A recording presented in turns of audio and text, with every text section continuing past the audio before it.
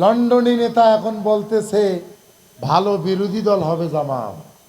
নারী বিদ্বেষী হিসাবে ডাক্তার শফিককে আপনি যতই উপস্থাপন করার চিন্তা করেন, এদেশের নারী সমাজ মনে করে জামাতের হাতেই এদেশের নারী সমাজ নিরাপদ। এতদিন তো বলেছিল এমপি হবে না, ভোট পাইলেও রেজাল্ট পাবে না। লন্ডনী নেতা এখন বলতেছে ভালো বিরোধী দল হবে জামাত। বিরোধী দল পর্যন্ত আগাইছে। কেটে খেলা এদেশের মানুষ আগামী দিনে জামাতের নেতৃত্বে 11 দলকে রাষ্ট্রীয় ক্ষমতায় দেখতে চায়।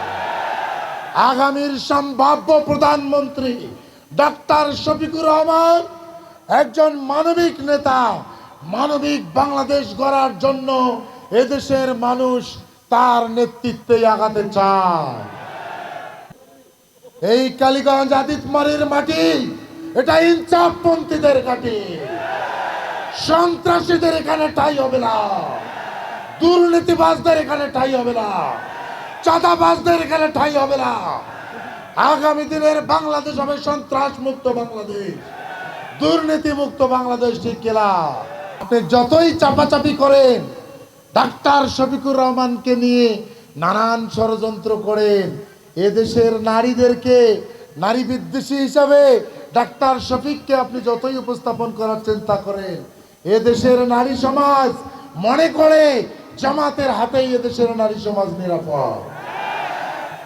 নারীদের হিজাব খুলতে চান, নারীদের নিকাব খুলতে চান, নারীদের হেনস্থা করতে চান, এই জাতি মেনে নেবে না।